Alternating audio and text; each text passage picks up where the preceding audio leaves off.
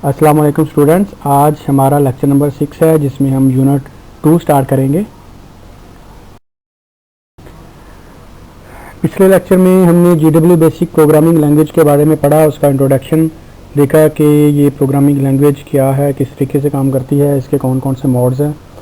आज हम देखेंगे कि इसमें प्रोग्राम कैसे राइट किया जाता है, सेव कैसे किया जाता है, प्रोग्राम लोडिंग कैसे किया जाता है, लोडिंग से क्या मुराद है, और एग्जीक्यूटिंग द प्रोग्राम, ये एग्जीक्यूटिंग से क्या मुराद है और इसको कैसे एग्जीक्यूट किया जाता है। सबसे पहले देखते हैं राइटिंग अ प्रोग्राम क्या है। तो सबसे पहले मैं आपको बता दूं कि ये प्रोग्राम होता क्या है। प्रोग्राम बेसिकली एक फ़ाइल होती है जिस फाइल के अंदर हम किसी भी प्रोग्रामिंग लैंग्वेज के अंदर इंस्ट्रक्शन राइट करके उसको स्टोर कर देते हैं। तो जब हम उसको उन इंस्ट्रक्शंस को स्टोर करते हैं तो वो एक फ़ाइल की फॉर्म में कंप्यूटर में स्टोर हो जाती है। तो कंपाइलर जो होता है उसी फाइल को प्रोसेस करता है और उसको एग्जीक्यूट करता है। तो प्रोग्राम लिखने के लिए कुछ चीज़ें हैं मेन जो आप अपने माइंड में रखिएगा कि कौन सी चीज़ें हैं जिसको फॉलो करते हुए हमने कंप्यूटर का प्रोग्राम बनाना है GW बेसिक में। तो इसमें सबसे पहले है कि each statement is in GW basic is start with line number. कि जब हम कंप्यूटर प्रोग्राम लिखेंगे GW बेसिक में तो सबसे पहले लाइन नंबर लिखेंगे, उसके बाद हम स्टेटमेंट लिखेंगे। मतलब कि हर स्टेटमेंट के साथ उसका लाइन नंबर लाजमी आएगा। उसके बाद वन लाइन में contain more than one statement. एक लाइन में एक से ज़्यादा GW बेसिक की स्टेटमेंट्स हो सकती है, लेकिन इस केस में अगर इस तरीके की सूरत हाल हो कि हमने एक लाइन में एक से ज़्यादा स्टेटमेंट्स राइट करनी है तो हमें कॉलन का यूज़ करना पड़ेगा। कॉलन क्या होता है? ऊपर नीचे दो डॉट्स होते हैं, इन डॉट्स को कॉलन कहा जाता है। However, a line cannot have more than 255 characters. तो इस चीज़ का भी ख्याल रखना है कि एक लाइन में 255 से ज़्यादा कैरेक्टर्स नहीं होने चाहिए, चाहे वो आपकी एक स्टेटमेंट है एक लाइन में, दो स्टेटमेंट्स एक लाइन में आप राइट कर रहे हैं, या एक लाइन में आप 5 स्टेटमेंट्स राइट कर रहे हैं। जितनी भी स्टेटमेंट्स आप एक लाइन में राइट करें उसके जितने भी कैरेक्टर्स बनेंगे वो 255 से ज़्यादा कैरेक्टर्स नहीं होने चाहिए। The program statements are executed in ascending order of line number. जब प्रोग्राम राइट कर लिया जाता है तो कंपाइलर प्रोग्राम्स की लाइंस को एग्जीक्यूट करता है उनकी लाइन नंबर की तरतीब से असेंडिंग ऑर्डर में। असेंडिंग ऑर्डर मीन कि सबसे पहले जैसे अगर लाइन नंबर 10 है तो सबसे पहले लाइन नंबर 10 एग्जीक्यूट होगी, उसके बाद लाइन नंबर 20 एग्जीक्यूट होगी, उसके बाद लाइन नंबर 30 एग्जीक्यूट होगी, उसके बाद लाइन नंबर 40 एग्जीक्यूट होगी। अब ये मैंने 10, 20, 30, 40 क्यों कहा, 1, 2, 3 क्यों नहीं कहा? क्योंकि इसमें GW बेसिक में बाय डिफ़ॉल्ट जो लाइन नंबर स्टार्ट होती है वो लाइन नंबर 10 से स्टार्ट होती है, और इसके अंदर 10 का इंक्रीमेंट होता है, और अगली लाइन जो होती है वो बाय डिफ़ॉल्ट 20 से स्टार्ट होती है। ठीक है, एक लाइन के बाद दूसरी लाइन का जो डिफरेंस होता है वो 10 नंबर्स का होता है। तो 10, 20, 30, 40, 50 इस तरीके से लाइन नंबर जो है GW बेसिक का सॉफ्टवेयर ऑटोमेटिकली जनरेट कर रहा होता है। लेकिन इस लाइन नंबर्स को हम अपनी मर्ज़ी से चेंज भी कर सकते हैं कि हम पहली लाइन का नंबर जो है वो 5 रख लें, अगली का 10 रख लें, फिर 15 रख लें, या 1, 2, 3, 4, 5 इस तरीके से भी कर सकते हैं। लेकिन बाय डिफ़ॉल्ट जो लाइन नंबर स्टार्टिंग है वो 10 और उसके बाद 20, 30, 40, 50 इस तरीके से जो सीक्वेंस चलता जाएगा जैसे जैसे हम स्टेटमेंट्स राइट करते जाएंगे। तो अब स्टेटमेंट लिखने का जो नीचे आप सिंटैक्स देखें कि सिंटैक्स क्या है। सिंटैक्स में लाइन नंबर और उसके बाद स्पेस है और आगे स्टेटमेंट्स है, ये सिंटैक्स है। सिंटैक्स मतलब क्या होता है? रूल। ठीक है, सिंटैक्स के बारे में आपको पहले भी बता चुका हूँ कि सिंटैक्स क्या होता है कि रूल्स होते हैं जिन रूल्स को फॉलो करते हुए हमने प्रोग्रामिंग लैंग्वेज का इस्तेमाल करना है, हमने अपना कंप्यूटर का प्रोग्राम बनाना है, तो इसको सिंटैक्स कहा जाता है। तो सिंटैक्स इसका यही है कि लाइन नंबर आएगा सबसे पहले, उसके बाद स्टेटमेंट आएगी। नीचे एग्जांपल देखें।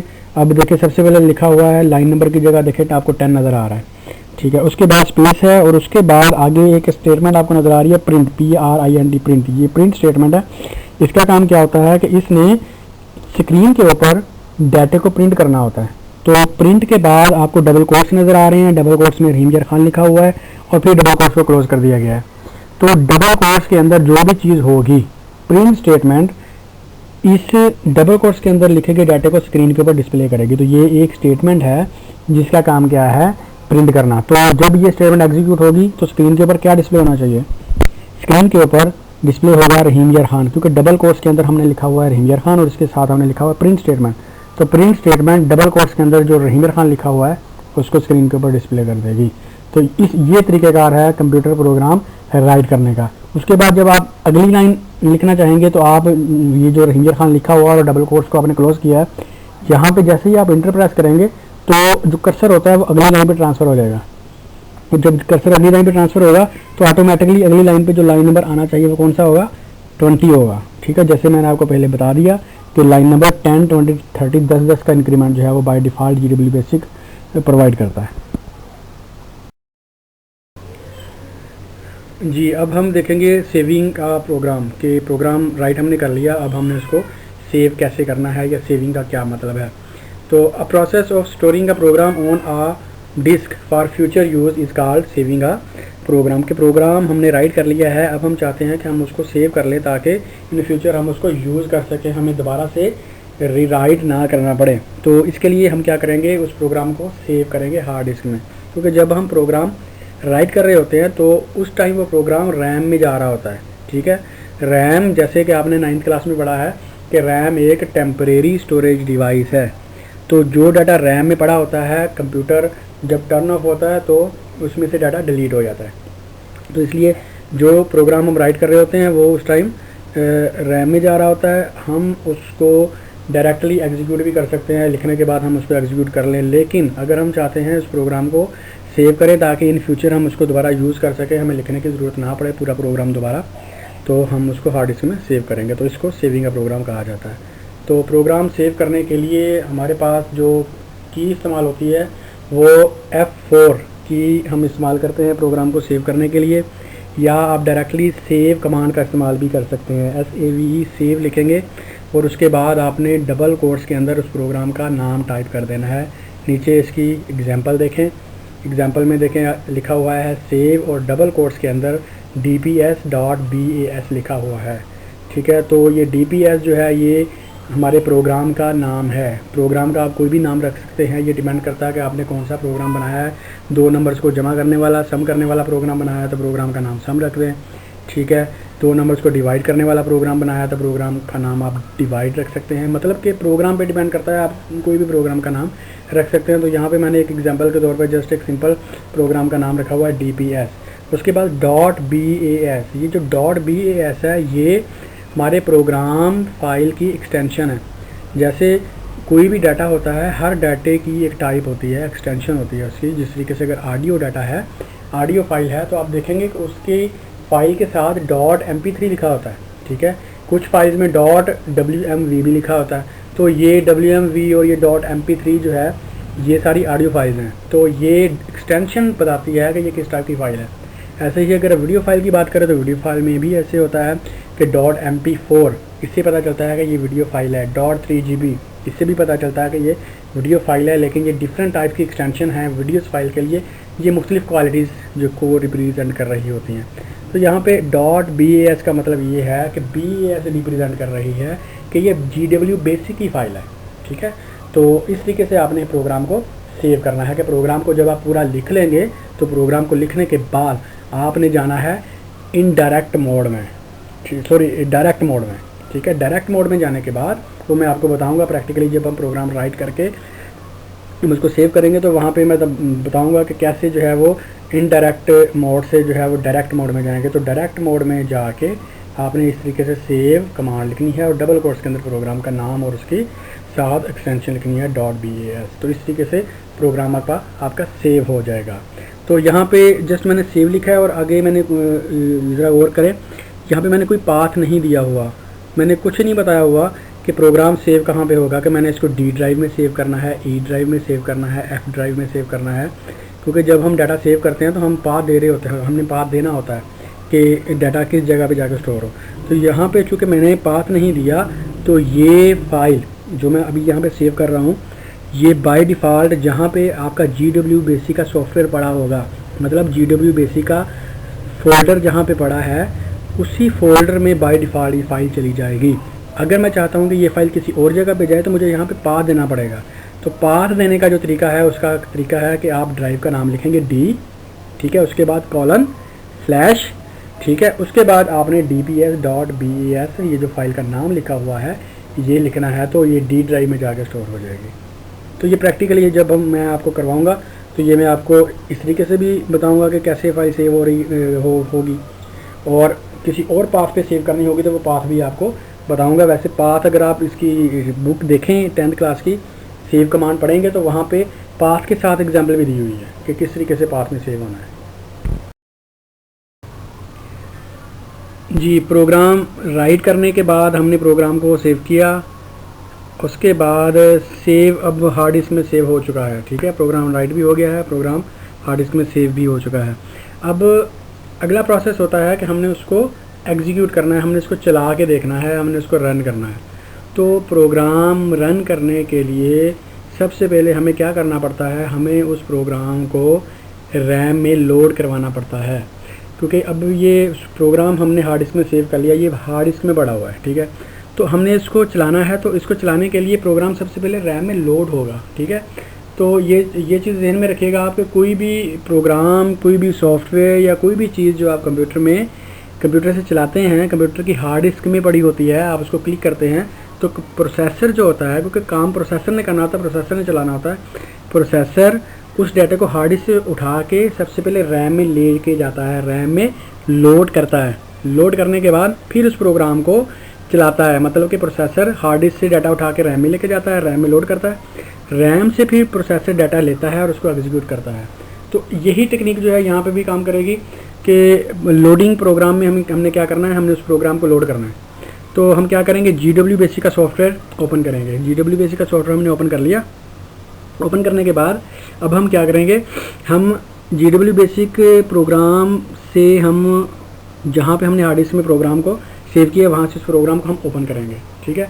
ओपन करने के लिए हमें क्या करना पड़ेगा, हमें उस प्रोग्राम को लोड करना पड़ेगा, ठीक है। जैसे ही हम उस प्रोग्राम को लोड करेंगे वो जो है वो रैम में लोड हो जाएगा, ठीक है।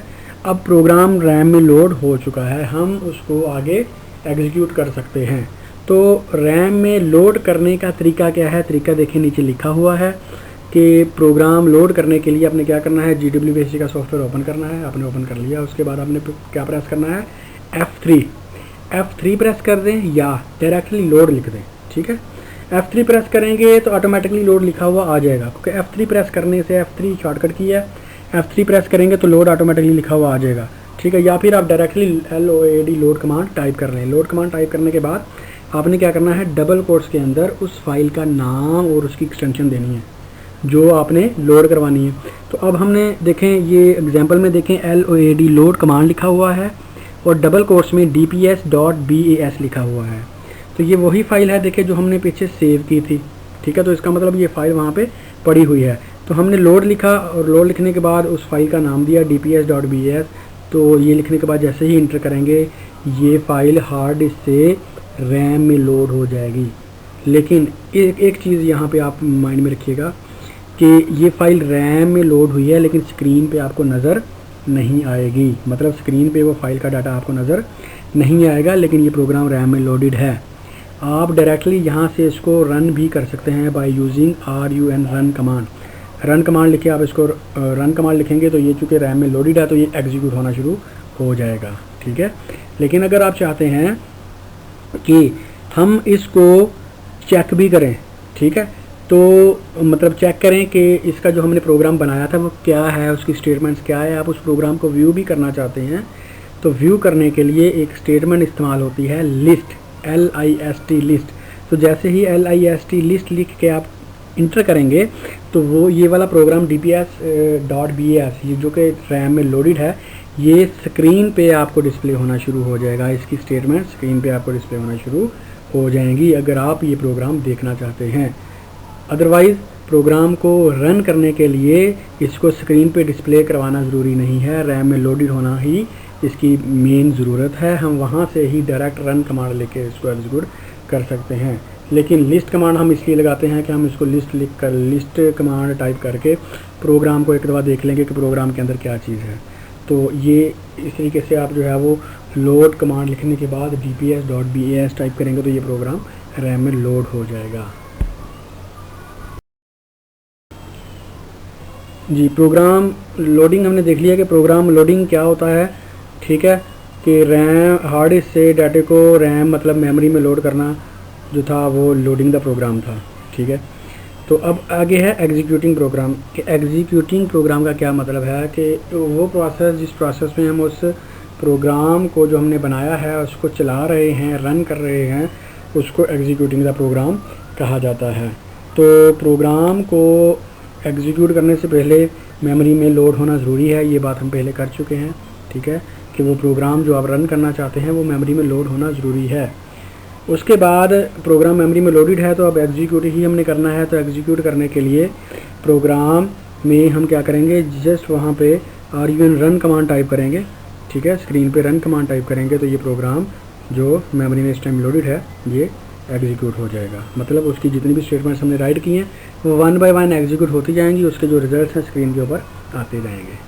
तो यहाँ तक हमारा आज का जो लेसन है वो कंप्लीट हुआ, जिसमें हमने ये 4 चीज़ें पढ़ी कि प्रोग्राम राइटिंग का क्या मतलब है, राइट कैसे करते हैं, उसके बाद हमने उसको सेव कैसे करना है, सेविंग का क्या मतलब होता है, क्यों करते हैं सेव। उसके बाद हमने देखा कि लोडिंग का क्या मतलब है, लोडिंग क्यों की जाती है। ठीक है, और उसके बाद एग्जीक्यूटिंग का क्या मतलब होता है। तो स्टूडेंट्स ये जो टॉपिक हैं आपने इसको रीड करना है, बुक से अच्छे तरीके से रीड करना है। ये जितने भी इनके पैराग्राफ्स हैं रीड करने के बाद आपने इसको हाईलाइट भी करना है। वैसे मैंने इसकी डेफिनेशन यहाँ पे भी दी हुई है, आप यहाँ से भी कर लें। फर्दर एक्सप्लेनेशन आप इसकी जो है वो बुक से देखेंगे। ठीक है, और कहीं आपको कोई मसला हो, किसी किस्म का प्रॉब्लम हो या GW बेसिक के हवाले से, सॉफ्टवेयर के हवाले से प्रॉब्लम हो, तो आप जो है वो मुझे डायरेक्ट ग्रुप में टेक्स्ट कर दें। ठीक है, तो ये है कि आप अभी से जो है वो GW बेसिक के ऊपर काम करना स्टार्ट कर दें। ठीक है, मेरी पूरी सपोर्ट है आपके साथ। तो इंशाल्लाह हम GW बेसिक को प्रैक्टिकली भी लेके चलेंगे। Thank you.